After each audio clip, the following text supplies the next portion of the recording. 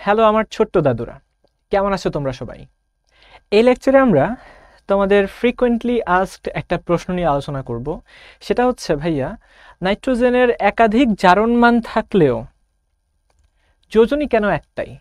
নাইট্রোজেনের বিভিন্ন যৌগে যোজনী বিভিন্ন রকম হয় না কেন, কিন্তু জারণমান কেন বিভিন্ন রকম দেখায়? এটা নিয়ে আমি এখন কথা বলবো, ঠিক আছে? এবং খুবই সুন্দর একটা প্রশ্ন, খুবই তাৎপর্যপূর্ণ একটা প্রশ্ন।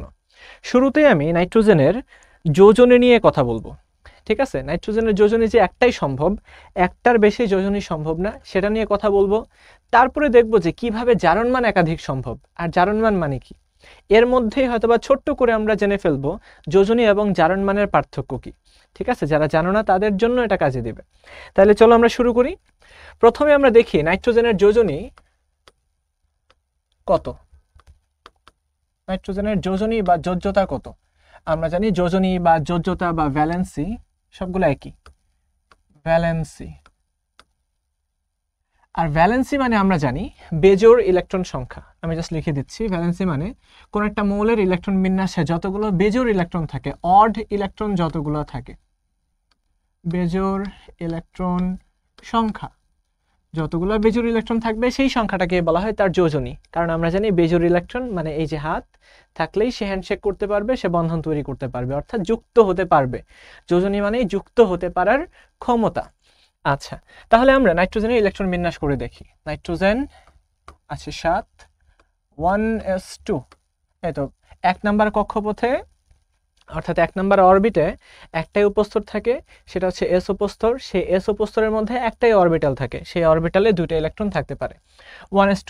2 নাম্বার কক্ষপথে যাই, 2s এবং 2p। তো আমরা জানি 2s এর মধ্যে ম্যাক্সিমাম দুইটা ইলেকট্রন থাকবে, দিয়ে দিলাম। আর পি উপস্তরে থাকে 3টা অরবিটাল। তো আমরা জানি পি উপস্তরে যে 3টা অরবিটাল আছে, সেই অরবিটালগুলোর শক্তি একদম সমান। একই উপস্তরে অবস্থিত সবগুলো অরবিটালের শক্তি সমান হয়ে থাকে। আউফবাউ নীতি অনুসারেই আমরা বের করতে পারি। যেমন n প্লাস এল, এই ক্ষেত্রে n এর মান 2, l এর মান কত? p এর জন্য l এর মান 1, অর্থাৎ 3। অর্থাৎ এই 3টা অরবিটালের জন্যই n প্লাস l এর মান কিন্তু 3। অর্থাৎ এই 3টা অরবিটালের শক্তি সমান। আর সমশক্তি সম্পন্ন অরবিটালগুলোতে ইলেকট্রন একটা একটা করে প্রবেশ করবে, একমুখী স্পিনে প্রবেশ করবে। এই তো সর্বাধিক অযুগ্ম অবস্থায় প্রবেশ করবে। আচ্ছা, আমরা দেখতে পাচ্ছি যে 7টা ইলেকট্রন কিন্তু হয়ে গেছে। এই ইলেকট্রন বিন্যাস করার পর, স্থিতিশীল ইলেকট্রন বিন্যাস করার পর আমরা দেখতে পাচ্ছি নাইট্রোজেনের সর্বশেষ কক্ষপথে, অর্থাৎ যোজ্যতা স্তরে, ভ্যালেন্স শেলে, এটাকে আমরা বলি ভ্যালেন্স শেল,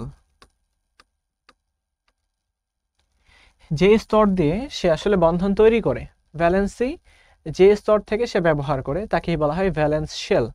ভ্যালেন্স শেলে আমরা দেখতে পাচ্ছি এই জায়গায় একটা পেয়ার আছে। এই অরবিটালটা কিন্তু অলরেডি পরিপূর্ণ। এই পরিপূর্ণ হয়ে যাওয়ার কারণে অরবিটালের আর কোনো ইলেকট্রন লাগবে না, এই দুটো ইলেকট্রন একদম নিঃসঙ্গভাবে অবস্থান করবে। এই জন্যই এই দুটো ইলেকট্রনকে বলা হয় লোন পেয়ার। লোন মানে একাকী, এমন একটা জোড় যে কিনা নিঃসঙ্গ অবস্থায় থাকবে, সে কোনো বন্ধন তৈরি করবে না। বাকি যে 3টা অরবিটাল আছে, এই 3টা অরবিটালে বেজোড় 3টা ইলেকট্রন আছে। আর আমরা জানি বেজোড় যারা, তারা জোড় হতে চাইবে, তারা কাপল তৈরি করতে চাইবে। এই ইলেকট্রনগুলো চাইবে এর মতো পরিপূর্ণ হয়ে যেতে, এর মতো কাপল হয়ে যেতে। কাপল হওয়ার জন্য সে আরও একটা করে ইলেকট্রন, এই প্রত্যেকটা অরবিটালের প্রত্যেকটা ইলেকট্রন আরও একটা করে ইলেকট্রনকে নিয়ে আর একটা করে ইলেকট্রন শেয়ার করে তারা সমযোজী বন্ধন তৈরি করবে। তো এই যারা বেজোড় থাকে, এই যে যারা যারা বেজোড় অবস্থায় থাকে, এদেরকেই কিন্তু বলা হয় এক একটা যোজনী। এই তো এরাই হচ্ছে যোজনী। সেই হিসেবে আমরা দেখতে পাচ্ছি নাইট্রোজেনের যোজনী কিন্তু জাস্ট 3। এই যোজনী তার পক্ষে সম্প্রসারণ করা কিন্তু সম্ভব না। কেন সম্ভব না? আমরা জানি দ্বিতীয় কক্ষপথে, দেখো প্রশ্নটা আবার খেয়াল করো, নাইট্রোজেনের যোজনী সম্প্রসারণ করা, সম্প্রসারণ করা মানে বৃদ্ধি করা বা পরিবর্তন করা। এইখানে যোজনী 3, এর যোজনী কিন্তু আর বাড়ানো সম্ভব না। 3 থেকে 5 বা 7 বানানো সম্ভব না।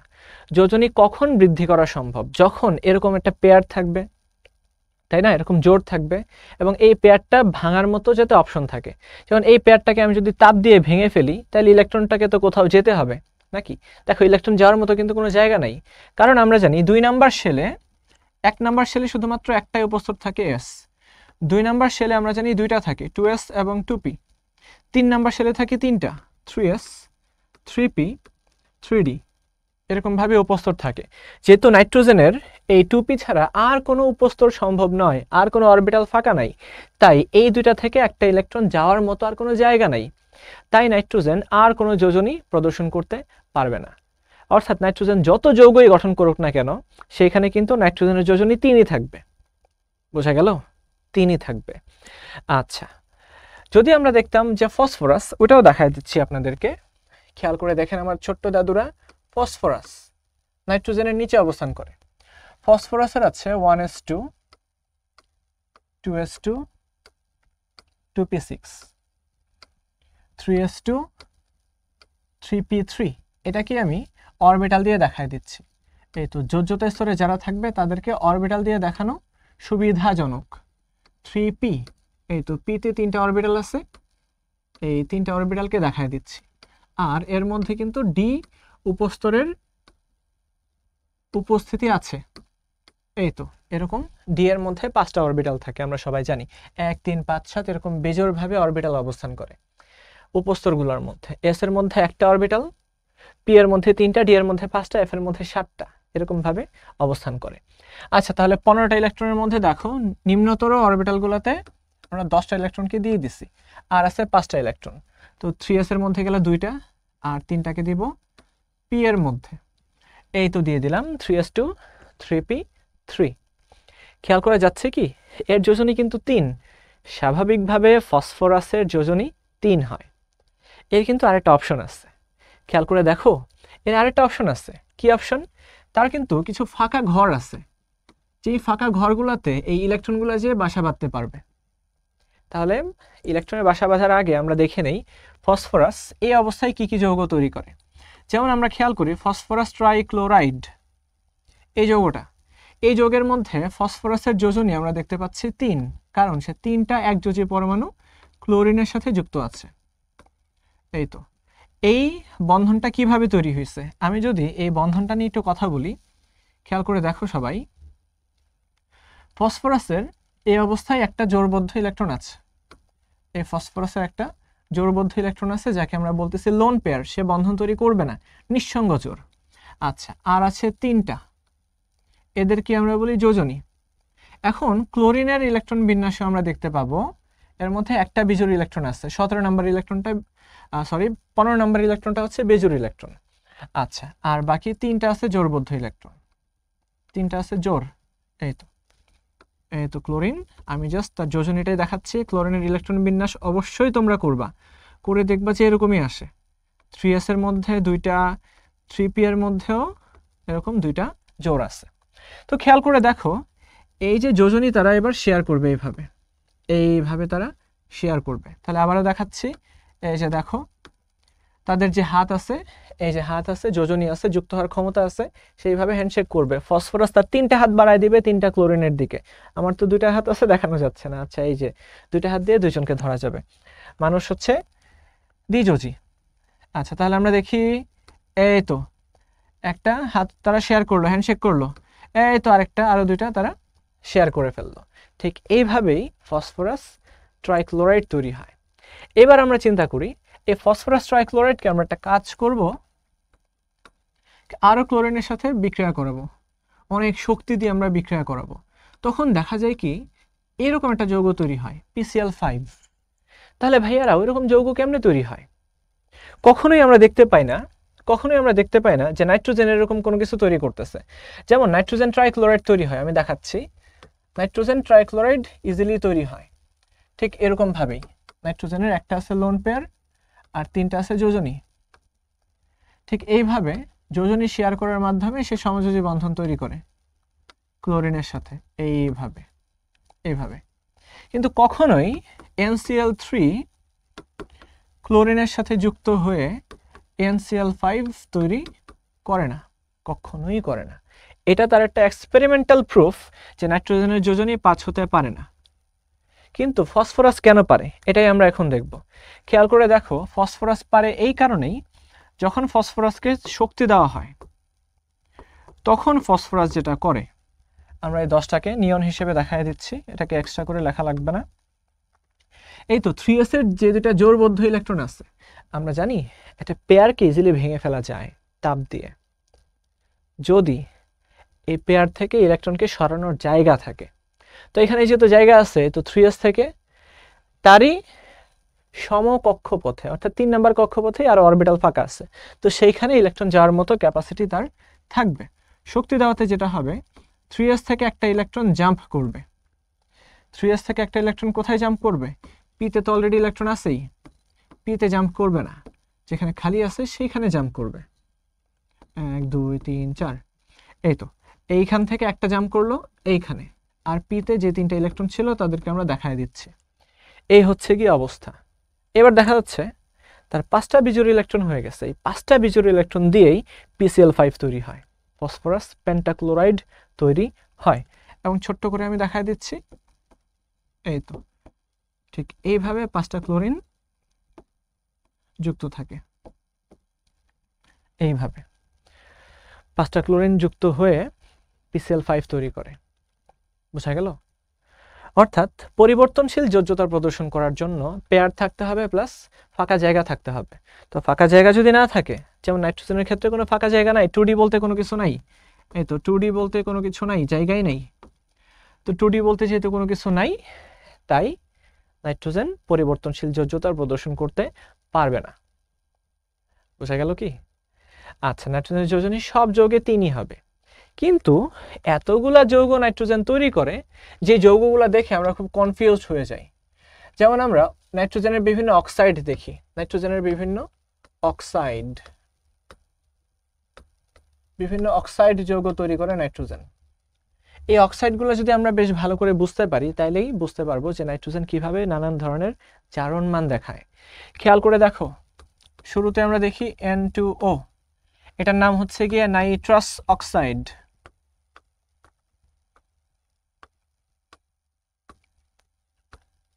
নাইট্রাস অক্সাইড আস, যেখানে নাইট্রোজেনের জারণ মান +1। তারপরে আমরা দেখি NO, এটার নাম হচ্ছে নাইট্রিক অক্সাইড। নাইট্রিক অক্সাইড, যেখানে নাইট্রোজেনের জারণ মান হচ্ছে +2। এরপরে আমরা দেখি N2O3, ডাইনাইট্রোজেন ট্রাইঅক্সাইড, যেখানে নাইট্রোজেনের জারণ মান +3। এরপরে আমরা দেখি N2O4, নাইট্রোজেন টেট্রোক্সাইড, যেখানে নাইট্রোজেনের জারণ মান এখানে আবার +4। তারপরে আমরা দেখি N2O5, নাইট্রোজেন পেন্টক্সাইড। লিখে দিচ্ছি, নামও লিখে দিচ্ছি, নাইট্রোজেন পেন্টক্সাইড, এখানে আবার নাইট্রোজেনের জারণ মান 5। কিন্তু ভাইয়ারা, প্রত্যেকটা যৌগে নাইট্রোজেনের যোজনী কিন্তু 3, যোজনী সমান 3। যোজনীর বিষয়টা তো বুঝতে পারছি। হ্যাঁ, আরেকটু ব্যাখ্যা করতে হবে যে এই যৌগটা দেখে তো কখনোই মনে হচ্ছে না যে নাইট্রোজেনের যোজনী 3, মনে হচ্ছে নাইট্রোজেনের যোজনী 5। আচ্ছা, এটা আমরা ব্যাখ্যা করব। এবার খেয়াল করে দেখো, আমরা যোজনের বিষয়টা আগে ক্লিয়ার করি, তারপরে জারণ মানটা দেখব। আচ্ছা, একটা একটা করে যৌগ আমরা ব্যাখ্যা করব। হ্যাঁ, শুরুতে আমরা দেখি নাইট্রাস অক্সাইড N2O, এই যৌগটা কেমনে গঠিত হয়। তো এই যৌগটা আমরা দেখায় দেই কিভাবে গঠিত হয়, এইভাবে দেখায় দিচ্ছি। 2টা নাইট্রোজেন, একটা অক্সিজেন। মনোযোগ দাও, আমরা জানি নাইট্রোজেনের যোজনী 3 এবং তার মধ্যে একটা থাকে লোন পেয়ার। এই তো একটা লোন পেয়ারকে আগে ভাগে আমরা দেখায় দিচ্ছি, আর 3টা যোজনীকে আলাদা করে দেখাচ্ছি। 1 2 3, 1 2 3। দেখা যাবে এই 3টা যোজনী তারা নিজেদের মধ্যে শেয়ার করবে। তো নাইট্রোজেন এবং নাইট্রোজেন তারা ত্রিবন্ধন দিয়ে যুক্ত থাকবে। সবাই মনোযোগ দাও, এই তো তারা যোজনী শেয়ার করতেছে, হ্যান্ডশেক করতেছে।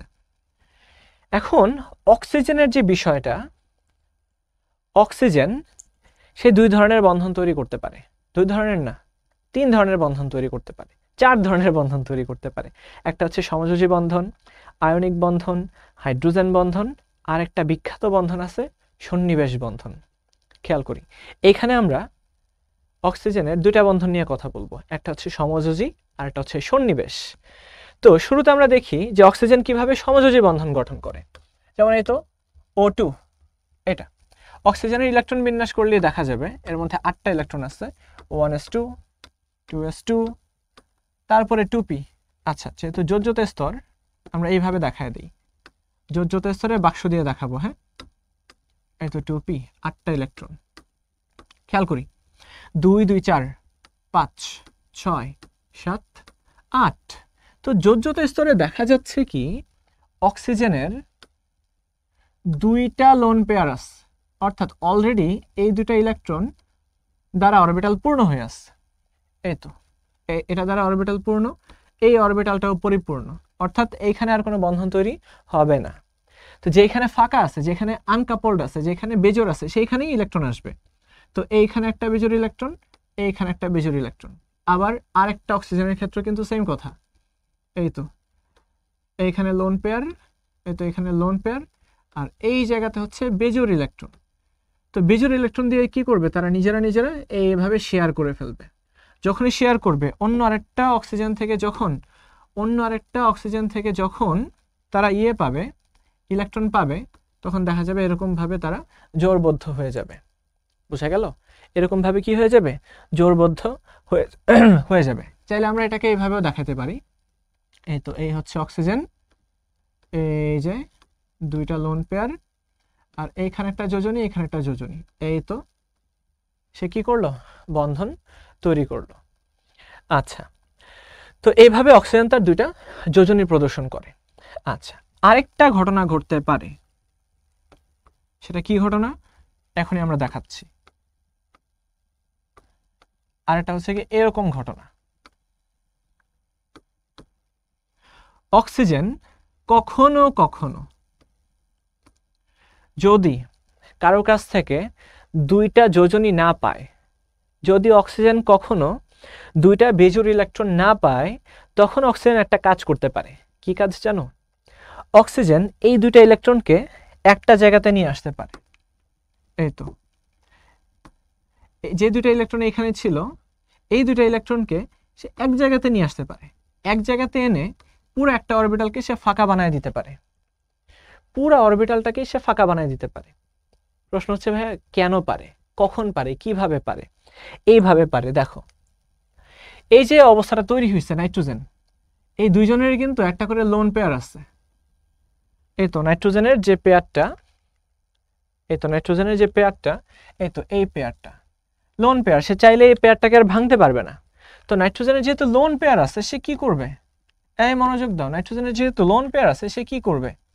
সে যেটা করবে, অক্সিজেনের কাছে দিতে চেষ্টা করবে এটা লোন পেয়ারটা। এই লোন পেয়ারটা সে অক্সিজেনকে দেওয়ার চেষ্টা করবে। সবাই ভালো করে বোঝার চেষ্টা করো। যেহেতু নাইট্রোজেনের কাছে একটা পেয়ার আছে, এক জোড়া ইলেকট্রন আছে, ফাঁকা বেজোর ইলেকট্রন কিন্তু নাই।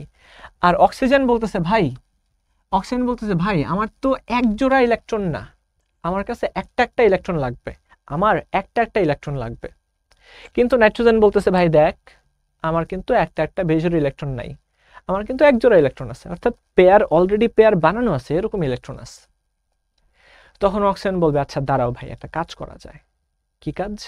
আমি আমার যে ইলেকট্রনগুলো আছে, আমার যে বেজোর ইলেকট্রনগুলো আছে, এগুলাকে একটু জোর বানায় দিই। তাইলে দেখো পুরা অরবিটালটা ফাঁকা হয়ে যাচ্ছে। পুরো অরবিটাল যদি ফাঁকা হয়, সেই ফাঁকা অরবিটালে কি করবে, এক জোড়া ইলেকট্রন নাইট্রোজেন দিয়ে দিতে পারবে। আবার বোঝার চেষ্টা করো। এই তো যখন পি অরবিটালটা কি করবে, পি অরবিটালে দুইটা বেজোর ছিল, তাই না?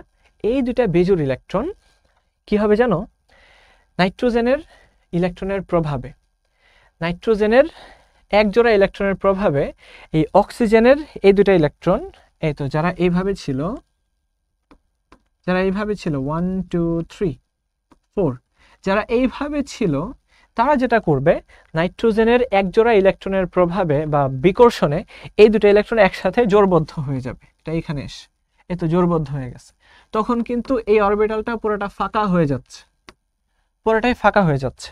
তো এই ফাঁকা অরবিটালেই নাইট্রোজেন একবারে দুটো ইলেকট্রন দিয়ে দিবে। নাইট্রোজেন বলবে দেখো আমি কিন্তু একবারেই দুটো ইলেকট্রন দিয়ে দিতে পারবো। ঠিক এইভাবে নাইট্রোজেন একবারেই দুটো ইলেকট্রন এখানে দিয়ে দিবে। যখনই দুটো ইলেকট্রন দিয়ে দিবে তখন এখানেও কিন্তু এইরকম একটা পরিস্থিতি তৈরি হয়ে যাবে। তো যে বন্ধনে, যেই রাসায়নিক বন্ধনে একটা পরমাণু একাই দুইটা ইলেকট্রন দিয়ে দিচ্ছে, দিয়ে দেওয়ার মাধ্যমে শেয়ার করতেছে। দেখো ঘটনাটা কতটা সুন্দর। অক্সিজেন বলতেছে ভাই আমার টাকা নাই, নাইট্রোজেন বলতেছে আমার কাছে সব টাকাই আছে। তো নর্মালি হাইড্রোজেন সমযোজী বন্ধনে দেখা যায় একজনে 50 টাকা, আরেকজনে 50 টাকা, 100 টাকা দিয়ে তার একটা বিজনেস করলো এবং 50-50 শেয়ার করে নিল। কিন্তু এই ক্ষেত্রে দেখা যাচ্ছে নাইট্রোজেন একাই তার দুটো ইলেকট্রন অক্সিজেনকে দিয়ে দিতেছে এবং নাইট্রোজেন বলতেছে অক্সিজেন আমি একাই পুরো 100 টাকা দিলাম এবং আমরা 50-50 করে শেয়ার করে নিলাম। ঠিক আছে, নাইট্রোজেন একাই দুটো ইলেকট্রন দিয়ে দিবে, দিয়ে দেওয়ার মাধ্যমে শেয়ার করবে। এই ধরনের বন্ধনকে বলা হয় কোঅর্ডিনেট বন্ড। Coordinate bond. আর কোঅর্ডিনেট করা মানে কি? সহায়তা করা। এই ক্ষেত্রে আমরা বলতে পারি সহায়তাকারী বন্ধন। ঠিক আছে, সহায়তাকারী বন্ধন।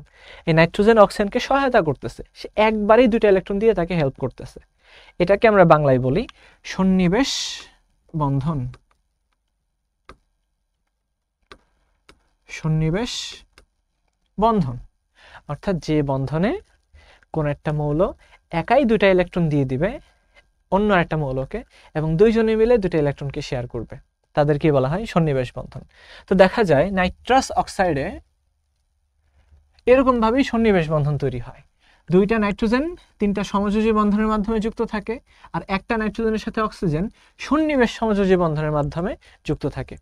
এবং সন্নিবেশ বন্ধনটাকে আমরা এইভাবে দেখাতে পারি, একটা অ্যারো চিহ্ন দিয়ে দেখাতে পারি। আর যদি অ্যারো চিহ্ন দিয়ে আমরা দেখাইতে না চাই, আমরা এইভাবেও দেখাতে পারবো। এই তো এই যে নাইট্রোজেন, এর মধ্যে ছিল লোন পেয়ার।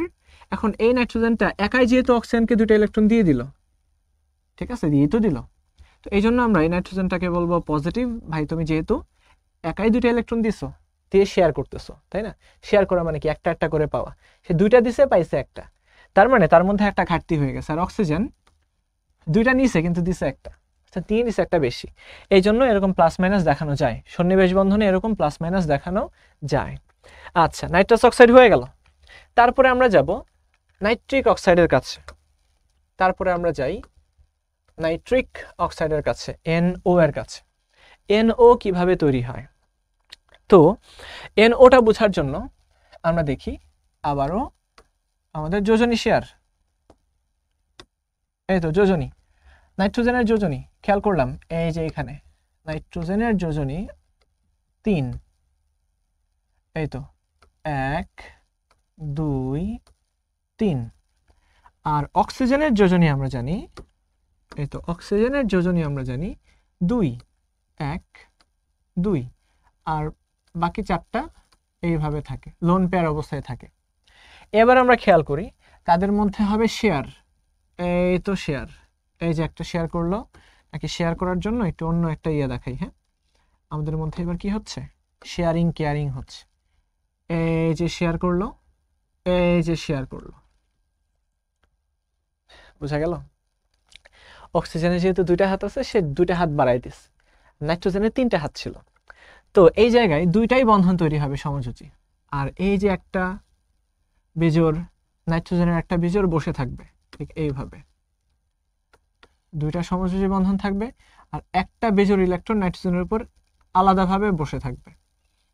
আর অক্সিজেনের উপর তো আছেই এই এই। তো এই যৌগটার মধ্যে আমরা দেখতে পাচ্ছি নাইট্রোজেনের একটা বেজোড় ইলেকট্রন আছে। তো সেই জন্যই আমরা বলি নাইট্রিক অক্সাইড হচ্ছে একটা অড ইলেকট্রন স্পিসিস।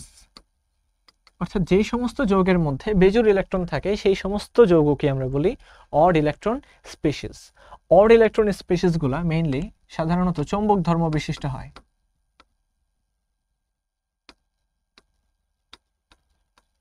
চৌম্বক ধর্ম বিশিষ্ট অর্থাৎ এটা হবে প্যারাম্যাগনেটিক, চৌম্বক দ্বারা আকৃষ্ট হয়, নরমালি আকৃষ্ট হয়। এখানে রেজোন্যান্স দেখা যায়, যেখানে বেজোড় ইলেকট্রন থাকে সেই সমস্ত যৌগের মধ্যেই রেজোন্যান্স দেখা যায়, অর্থাৎ এই বেজোর ইলেকট্রনটা সব জায়গাতে দৌড়াদৌড়ি করে, দেখা যায় এরকম বন্ধন তৈরি হয়, এই যে dot dot dot dot dot dot dot. হ্যাঁ, খুবই সুন্দর একটা বন্ধন, কিন্তু খুবই সুন্দর একটা বন্ধন। তো কিভাবে আমরা ডট ডট দিয়ে প্রকাশ করলাম? ডট ডট দিয়ে প্রকাশ করার কারণ, দুইটা ইলেকট্রন মিলে, খেয়াল করে দেখো, দুইটা ইলেকট্রন মিলে একটা কমপ্লিট বন্ড তৈরি হয় দুইজনের মধ্যে, কিন্তু এই জায়গায় নাইট্রোজেন একটা মাত্র ইলেকট্রন দিয়ে বন্ধন তৈরি করতেছে। এই জন্য আমরা দেখায় দিই এই যে ডট ডট ডট, অর্থাৎ অর্ধেক বন্ধন তৈরি হয়েছে। এটাকে আমরা বলি অর্ধেক বন্ধন। যদি কখনো প্রশ্ন করা হয় নাইট্রিক অক্সাইড যৌগের মধ্যে নাইট্রোজেন এবং অক্সিজেনের কয়টা বন্ধন বিদ্যমান, তাদের মধ্যে কয়টা বন্ধন বিদ্যমান, তাহলে অ্যান্সার হবে আড়াইটা বন্ধন বিদ্যমান, আড়াই বন্ধন। এটা কিন্তু দ্বিবন্ধন বা ত্রিবন্ধন না, এটা হচ্ছে কি আড়াই বন্ধন, আড়াইটা বন্ধন বিদ্যমান। আমি কি বোঝাতে পারলাম? এই হচ্ছে গিয়ে নাইট্রিক অক্সাইডের গঠন, খুবই কনসেপচুয়াল একটা যৌগ। আচ্ছা, তারপরে আমরা আগাই। তারপরে আমরা আলোচনা করব N2O3 নিয়ে। আচ্ছা, বাই দ্য ওয়ে, এই যে নাইট্রিক অক্সাইডের মধ্যে নাইট্রোজেনের যোজনী কত? এই জায়গাতেও কিন্তু এর যোজনী 3, কারণ এই দুইটা যোজনী দিয়ে সে বন্ধন তৈরি করছে, আর বাকি একটা যোজনী দিয়ে সে বন্ধন তৈরি করতে পারেনি, বাকি একটা যোজনী ফাঁকা আছে। সে ফাঁকা অবস্থায় সে একাই ইলেকট্রনটা উভয়ের মধ্যে শেয়ার করে দিছে। বুঝা গেল কি? এই যোজনীটা নর্মালি বন্ধন তৈরি করতে পারেনি, স্বাভাবিক যেরকম সমযোজী বন্ধন তৈরি হয় ওরকম বন্ধন তৈরি করতে পারে নাই। আচ্ছা, ঠিক আছে, তোমরা যারা আড়াই বন্ধন বুঝতেছো না তাদের জন্য আমি বলে রাখলাম, তোমরা পরবর্তীতে মলিকিউলার অরবিটাল থিওরি পড়বা। MOT, রাসায়নিক বন্ধন ব্যাখ্যা করার সবচেয়ে জবরদস্ত একটা থিওরি, মলিকিউলার অরবিটাল থিওরি। তোমরা কেউ যদি এটা নিয়ে জানতে চাও, আমি অবশ্যই মলিকিউলার অরবিটাল থিওরির উপর ভিডিও বানাবো, ঠিক আছে? তো MOT দিয়ে বের করা যায় যে এর মধ্যে আড়াইটা বন্ধন থাকে, এটা রেজোন্যান্স শো করে, এটা চৌম্বক ধর্ম বিশিষ্ট হয়, নানান ধরনের প্রপার্টিজ আছে। আচ্ছা, তারপর আমরা চলে আসি N2O3। এটা খুব ইজিলি আমরা ব্যাখ্যা করতে পারবো। এই তো নাইট্রোজেন যেহেতু দুইটা আছে, কেন্দ্রীয় মৌলের চারপাশে আমরা সারাউন্ডিং মৌলগুলোকে দিয়ে দিলাম।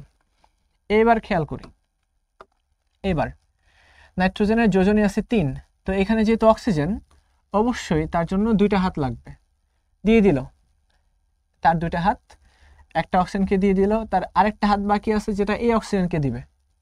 সেম ভাবে এই সাইডের নাইট্রোজেনেরও তার দুইটা হাত এই অক্সিজেনকে দিবে, আর একটা হাত বাকি আছে এটা এই অক্সিজেনকে দিবে। আলটিমেটলি মাঝখানের অক্সিজেনেরও কিন্তু 3টা হাত পরিপূর্ণ হয়ে গেছে। আচ্ছা, এবার আমরা চিন্তা করি নাইট্রোজেনের লোন পেয়ার।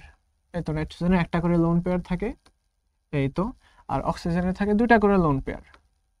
এই যে অক্সিজেনের থাকে দুইটা করে লোন পেয়ার। এই হচ্ছে গিয়ে আমাদের ডাইনাইট্রোজেন ট্রাইঅক্সাইডের গঠন, এখানেও যোজনী 3।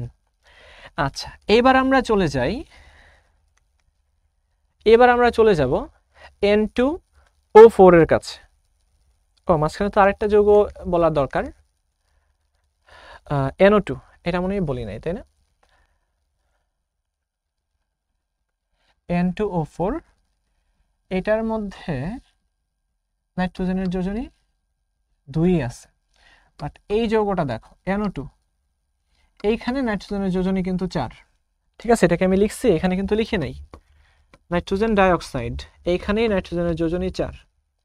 আচ্ছা, এই যৌগটা আমরা দেখব, একটু পরে দেখব। তাহলে আমরা এটা শেষ করলাম। বাই দ্য ওয়ে, কি যে বলতেছি, এর মধ্যেও কিন্তু +4, এর মধ্যেও +4। আচ্ছা, তাহলে এবার আমরা কই যাব? এবার আমরা যাব হচ্ছে NO2, এই যৌগটা দেখব। এবার আমরা দেখে নেই এই যৌগটা NO2 দেখতে কেমন, নাইট্রোজেন ডাইঅক্সাইড দেখতে কেমন। এখানে দেখা যাচ্ছে মনে হয় যেন নাইট্রোজেনের যোজনী 4 হয়ে যাবে, কিন্তু আসলে না। এই জায়গায় বিশেষ এক ধরনের বন্ধন থাকবে। মনোযোগ দাও, এই অক্সিজেনের জন্য কি লাগবে? দুইটা হাত লাগবে। আমরা জানি অক্সিজেনের যোজনী 2, এই অক্সিজেনের জন্য তার দুইটা হাত লাগবে, দিয়ে দিল। এখন তার আছে আর একটা হাত, এবং একটা লোন পেয়ার। সবাই মনোযোগ দিয়ে কথাটা শোনো, NO2 দেখতে কেমন। এখন এই অক্সিজেন বলবে নাইট্রোজেন ভাই, নাইট্রোজেন ভাই ভাই আমার তো দুইটা ইলেকট্রন লাগবে, আপনার এখানে তো একটা ইলেকট্রন দেখা যাচ্ছে, আয় হাই কেমনে হবে, আমাকে তো আর হেল্প করা হইল না। এবার নাইট্রোজেন ভাববে তাই তো, আমার তো ইলেকট্রন এখানে একটা, কিন্তু চেয়ে দেখতো এখানেও তো দুইটা আছে, তাহলে তুই একটা কাজ কর, তোর যে দুইটা বেজোর আছে দুইটা বেজোরকে জোর বানায় ফেল। ঠিক আছে, আবার একটু মনে করায় দেখি। এই তো পিতে যেখানে 4টা ছিল, 1 2 3 4, 4টা ছিল না। এবার যেটা করবে এই ইলেকট্রনটাকে সে একটা জায়গাতে নিয়ে আসবে। এই তো যেখানে এরকম ছিল এটাকে সে এই জায়গায় নিয়ে আসবে, তার একটা অরবিটাল ফাঁকা হয়ে যাবে। এই ফাঁকা অরবিটালে নাইট্রোজেন যেটা বলবে এই যে দেখো ভাই আর কোনো সমস্যা নাই, আমি তোমাকে দুইটা ইলেকট্রনের ব্যবস্থায় করতেছি, তো আমার একটা হাত আবার অসম্পূর্ণ থেকে যাবে। আচ্ছা, এই দুইটা ইলেকট্রন একবারে দিয়ে দিচ্ছি তোমাকে, একবারে দিয়ে দিল। আর এই জায়গায় দেখা যাচ্ছে একটা ফাঁকা হাত, ফাঁকা হাত। কিন্তু বাই দ্য ওয়ে এইখানে তার যোজনী কিন্তু ঠিকই 3ই আছে, এই তো 1 2 3।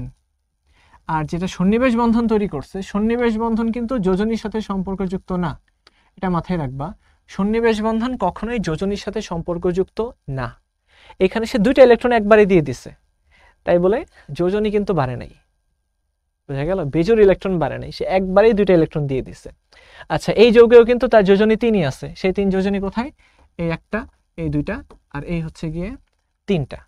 তাহলে এই যৌগটাকে আমরা যদি দেখানোর চেষ্টা করি এরকম হয়ে যাবে, এরকম, এর মধ্যে একটা প্লাস চার্জ, এর মধ্যে একটা মাইনাস চার্জ, আর এইখানে একটা কি, এইখানে হচ্ছে একটা বেজোর ইলেকট্রন। আচ্ছা, এই গেল NO2। এরপরে আমরা যদি ব্যাখ্যা করি N2O4, এরপরে আমরা ব্যাখ্যা করি এই যে দুইটা NO2কে আমরা যদি একসাথে বিক্রিয়া করাই দেই তাহলেই কিন্তু আমরা N2O4 পেয়ে যাব। তাহলে সবাই একটু মনোযোগ দিয়ে দেখো, NO2তে কেমন ছিল, NO2তে ছিল এরকম, এরকম ছিল একটা। তাহলে আমরা যদি দুইটা NO2কে এইভাবে লিখি তাহলে দেখাই যাচ্ছে মাঝখানে, এই তো মাঝখানে একটা করে যোজনী ছিল, যে যোজনী দিয়ে তারা একসাথে বন্ধন তৈরি করে ফেলবে। এই হচ্ছে গিয়ে ডাইনাইট্রোজেন টেট্রক্সাইড, দুইটা নাইট্রোজেন ডাইঅক্সাইড মিলে ডাইমার তৈরি করে ফেলবে। এটাকে আমরা বলতে পারি কি ডাইমার, ডাইমার। আর মনোমারকে, মনোমার হচ্ছে গিয়ে এটা, এই তো NO2, এটা হচ্ছে মনোমার, আর এই জিনিসটা হচ্ছে গিয়ে ডাইমার। আচ্ছা, তাহলে আমরা এটাও দেখে ফেললাম। আর সর্বশেষ আমাদের হাতে আছে, সর্বশেষ আমাদের হাতে আছে কে, N2O5 পেন্টক্সাইড। 5টা অক্সাইড কিভাবে যুক্ত থাকবে, 5টা অক্সাইড বোঝানোর জন্য আমি এইখানেই তোমাদেরকে দেখায় দিব, এইখানে বোঝাটাই সহজতর হবে। আশা করি অলরেডি অনেকেই বুঝে গেছো যে N2O5 কেমনে তৈরি হবে, অনেকেই বুঝে গেছো আশা করি। খেয়াল করে দেখো, নাইট্রোজেন 2টা আর অক্সিজেন কিন্তু 5টা, 1 2 3 4, সেটাকে আমি এইখানে দেখাচ্ছি 4 5। দেখো অবস্থা কি, আমরা কিভাবে এদের মধ্যে কানেকশন তৈরি করতে পারবো। ঠিক N2O3 এর মতো আমরা গঠন দেখাই, এই তো তার এই দুইটা হাত, এখানে একটা হাত, এখানে একটা হাত, এখানে দুইটা হাত, আর উপরে ছিল লোন পেয়ার।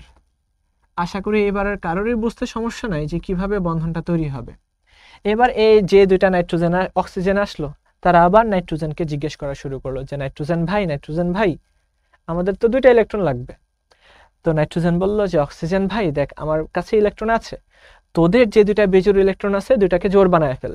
তো এই যে লোন পেয়ার ইলেকট্রন আছে, এই ইলেকট্রনের প্রভাবে অক্সিজেন কি করবে, ওই দুইটাকে একসাথে জোর বানায় ফেলবে, কারণ অবশ্যই এই দুইটাকে তো একটা জায়গাতে নিতে হবে। তো এটার বিকর্ষণে দেখা যাবে দুইটা অক্সিজেন জোরবদ্ধ হয়ে যাবে। তো এইবার সেই জায়গাতে ফাঁকা অরবিটালে সে তার ইলেকট্রন দিয়ে দিবে। তো খেয়াল করে দেখো তো কিভাবে 5টা অক্সিজেনকে সে ধারণ করলো। তা যোজনী কিন্তু এই 3টাই আছে, এই যে 1টা 2টা আর 3টা। আর এই দুইটা ইলেকট্রন এরা সন্নিবেশ বন্ধন তৈরি করছে।